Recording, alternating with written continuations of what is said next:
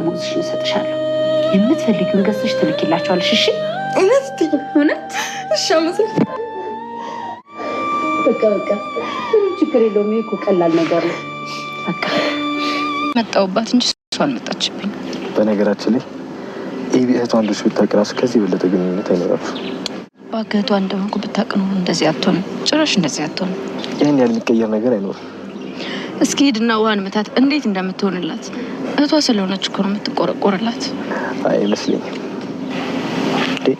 ምጥን ናታን ኤቤቴን አትስር ሰምታለች ሂዳል እናቷ ልትናገር ነው አንቺ ምጥን ወደሽኛል ማ እኔ ለዛ አንተ ሲነግሩ ማትሰማ ባላገር እኮ ነህ እንዴው ግን አንቺን ሸበላ የመሰልሽ ወርቅ የመሰልሽ ልጅ ግን እንዴው እስከ ዛሬ ባል ያልመጣልሽ ያላገባሽ ምን ሆነሽ ይድፋሽ ይድፋኝ አንቺ ከታችን የከላይ አሬ ይድፋ እሙች ይድፋኝ ደግሞ መሳቁ ነው ይድፋኝ እንዴው ይድፋኝ አሜን ነይ አይድ አንበሳገል እየነገርኩ ምን አልኩኝ ወንድ ነብዬ ደግሞ አንተ መጥራት ዘራፍ ወንዱ ሰው ደብቅሻል አንቺ ጨረሻማ አቢጌል ደረጀ እንግዲህ ከብዙ ልፋትና መከራ በኋላ አባቷን አስለቅቃ ራሷ ለሰራችው ስህተቷ ኃላፊነት ራሴ ወስዳለሁኝ ላመጣው ችግርም ራሴ ነኝ የምወጣው ስለዚህ በእኔ ችግር ማንም ሰው የሚታሰርም የሚያዝም የለም በማለት እንግዲህ ራሷን እንደሚታወቀው እንትን ስትል ነበረ በመጨረሻም እንግዲህ በሚገርም ሁኔታ ዛሬ እንዳያችሁትኝ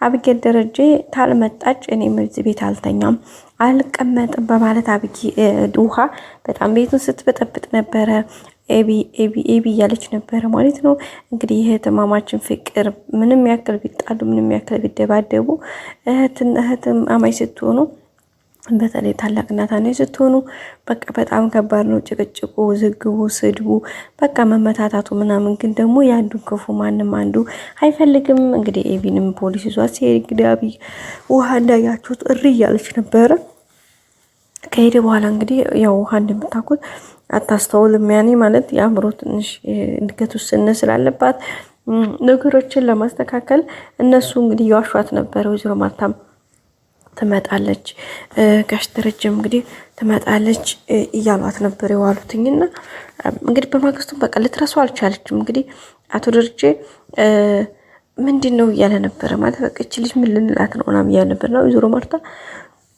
እኔ እንጃ ምን እንደምላት ትመጣለች ነው እንግዲህ አቶ ደረጀም ትመጣለች በቃ ተረጋጊ እያላት ነበርና ትመጣለች ትላላችሁ ግን የታለች አልመጣችም ግዴታ ይሄን ነገር እኔ ማወቅ አለብኝ ለምን እንደዚህ የሚሆነው በቃ ለምን ነው ኤቢ የጠፋችው ኤቢ መምጣት አለባት አባዬ አንተ ማለኛት የለብህም ኤቢ መምጣት አለብህ ስትለው ነበርና እንዴ ቆይ አንቺ ለምን ፈልገሻት ነው ሲላት እንደ አባዬ ሲሄድ ክላሷ የለች እንዴ ለምን በቃ ክላሷ መምጣት አለባት መኖር አለባት ክላሱ ባዶ ሆነ ብለሽ ነው ወይስ እሷ መሄድ አሳስቦሽ ነው እንደዚህ የምትሆኚው እያላት ነበርና እንዴ አባዬ በቃ ምንም ይሁን ምን አባዬ በቃ እንደዚህ በጭራሽ መሆን የለበትም በጭራሽ እንደዚህ መደረግ የለበትም ኤቢ ተመልሳ እዚህ ቤቷ መምጣት አለባት በቃ ይሄ ነው የሚሆነው ግዴታ ነው እያለች እየቀወጠችው ነበረ አቶ ደረጀም እንግዲህ እሺ በቃ ተረጋጊ ብሎ በመጨረሻ እንግዲህ ያው በነገራችን ላይ ይሄ ነገር የተደረገው አቶ ደረጀ እንዳያችሁ የኤቢን ትቢቷ እልኳ እንድትማር ወይም ደግሞ ያደረገችው ነገር ልክ እንዳልሆነ እንዲሰማት ነው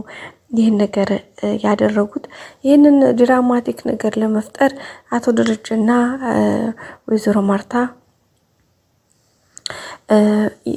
ናታንና ደረጀ የፈጠሩት ድራማቲክ ሲስተም ነው ምክንያቱም ኤቢ እንደያችኋት በቃ ፍጥጥ ግጥጥ ነው ለእያንዳንዱ ነገር ልኩስት ተጋባች ለእያንዳንዱ ነገር በቃ እሱ እኔ ያላልኩት ነገር ግን ያልኩት ካልሆነ በቃ ምንም እያለች እንግዲህ እየቀወጠችው ስለነበረ በዛ አማካኝነት እንግዲህ አቶ ደረጀና ናታን ልጁ ተመቱ በነበረበት ሰዓት እንደሚታወቀው ሆስፒታል ይዘው ነበር እና ልጁ ነቅቷል ኦሬዲ ግን ኤቢን ለማስተማር የተደረገ ነገር ነው እስከ መጨረሻ ጥግ ድረስ ምን ትላለች የሚለው ነበር የመጀመሪያው እንግዲህ አላልኩም አልመታውም አላደረኩም ብላ ከዲያ ነበር ከዛ በሁለተኛ ደረጃ መጨረሻ ላይ እንግዲህ አቶ ደረጀ 24 ሰዓት ከታሰረ በኋላ የህግ አካላትና መርማሪዎች ይዘውት ወደ አስከሬኑ አለበት ወደ ተባለው ቦታ መተው ነበር ያንን ለማድረግ እንግዲህ አቶ ደረጀ እንደውም አይ እኔ ይሄን ነገር ላደርግ አልችልም፣ ምክንያቱም ልጆችና ቤተሰቦች ባሉበት ስፍራ ይሄን ነገር በፍጹም ማድረግ አልፈልግም እያለ ነበረ። በመጨረሻም እንግዲህ እንትኑ ሊቆፈር ዝግጅት ላይ ሲደረስ ምንድነው ኤቢ በቃ አልቻለችም ማለት ከአቅሟ ውጭ ሆነባት። ሁሉም ነገር ከቁጥጥሯ ውጭ ሆነባት። አንደኛ አባቷ ለሷ ብሎ እያደረገ ያለው መስዋዕትነት፣ ሁለተኛ ደግሞ የህግ አካላቶች ትክክለኛውን ገዳዩን ወይም ደግሞ ትክክለኛውን ወንጀለኛውን አጣርተው መያዝ ሲኖርባቸው እንዴት የሆነ ሰው እኔ ይህን ነገር አድርጌያለሁ ስላለ ብቻ እንዴት ይሄ ነገር ይሆናል የሚለው ነገር ነበረ። ከዛም በመጨረሻ እንግዲህ አቢጌል በጭራሽ በቃ አባቴ ልቀቁት፣ ምንም አላደረገም፣ ሰውም አልገደለም፣ ምንም የሰራው ወንጀልም የለውም፣ ወንጀለኛቱ የሰራሁትም እኔ ነኝ፣ የገደልኩት እኔ ራሴ ነኝ። ምክንያቱ ደግሞ ይሄን ነገር ያደረኩት ራሴን ለመከላከል ብዬ ነው። አንድ ሰው ራሱን የመከላከል ሰብአዊ መብት አለው።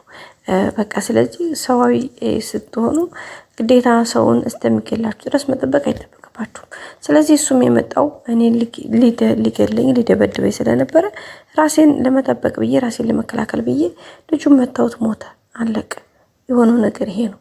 ስለዚህ ይሄን ደግሞ ያደረኩት እኔ ራሴን ለመከላከል እንጂ እሱ ጋር እጅ ጥቃት ለመፈጸም አይደለም በማለት እንግዲህ ከፖሊሱ ጋር ኃይለኛ ስፋጣና ግብግብ ነበረ ይዘው የነበረው። ፖሊሱም እንግዲህ ርቀትሽን ጠብቂ፣ አጠገቤ አትምጪ እያላት ነበር። እንግዲህ ሽጉጡን ሁሉ ልትቀማው እያለች ነበርና ተኩስብሻለሁ እያላት ነበር። ኦኬ ተኩስ ልትመታኝ ነበራል። አዎ ስለዚህ ምን ይሆንኩት አንተን እየታገልኩ ስለሆነ ማለት ራስህ ላይ አደጋ እንዳይደርስ ራስህ እንዳትጎዳ ስለምትፈልግ ነው። ስለዚህ ይሄን ለማድረግ ይሄን ፍላጎት ኑሮ አንተ ይሄንን ስታደርግ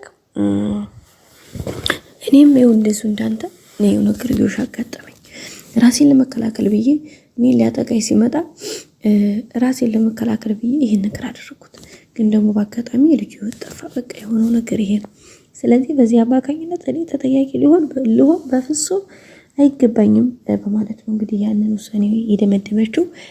በመጨረሻም እንግዲህ እሷው በቃ ለማንኛውም ይዘኝ ሂድና እኔ ራሴ እከራከራለሁ፣ በቃ ችግር የለውም እኔ ይዘኝ ሂድ፣ በቃ አባዬን ተወው፣ ቤተሰቡን አታተራምስና ብላ እንግዲህ ፖሊሱ ሳይሆን እሷን አስሯት ይዟት የሚሄደው እሷ ፖሊሱን ይዛው የምትሄድ ነው እንደሚመስለው።